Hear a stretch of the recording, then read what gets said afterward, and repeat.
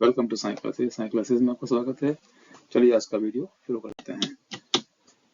आज का टॉपिक है हमारा activity 2.7 class 10th science acid basis and salts.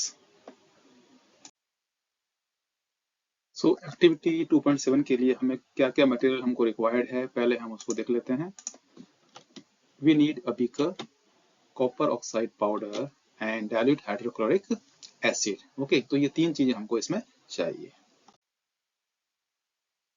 Now we take a beaker and add copper oxide powder in it। हम क्या करते हैं, एक बीकर लेते हैं और उसमें कॉपर ऑक्साइड पाउडर हम उसमें डाल लेते हैं।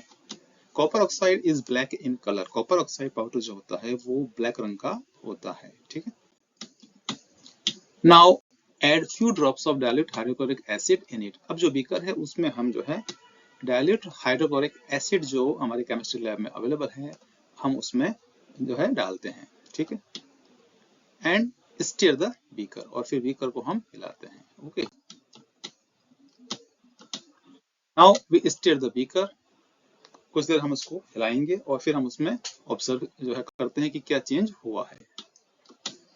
When hydrochloric acid is added to copper oxide, the solution turns green in color। ठीक है, तो आप देखते हैं जब हम इसमें हाइड्रोक्लोरिक एसिड हम इसमें पोर करते हैं तो कॉपर ऑक्साइड और हाइड्रोक्लोरिक एसिड आपस में रिएक्शन करके जो सॉल्यूशन है उसका कलर ग्रीन हो जाता है। Okay, so the copper oxide dissolves. Copper oxide का जो पाउडर है वो उसमें घुल जाता है एसिड के अंदर। The blue green colour of the solution, blue green colour of the solution is due to formation of copper chloride. ठीक है, जब कॉपर ऑक्साइड और हाइड्रोक्लोरिक एसिड रिएक्ट करते हैं तो इससे कॉपर क्लोराइड का फॉर्मेशन होता है, इसलिए जो सॉल्यूशन है उसका जो कलर है वो चेंज हो जाता है। So metal oxide react with an acid produces salt and water। This is a neutralization reaction। ठीक है, तो metal oxide means जो copper oxide हमने पाउडर लिया था, that is metal oxide react with an acid produce salt and water। This is a neutralization reaction। metal oxide is basic in nature। ठीक है, हम जानते हैं कि बेस और जो एसिड होते हैं वो जब रिएक्ट करते हैं तो उससे वाटर और सॉल्ट का फॉर्मेशन होता है।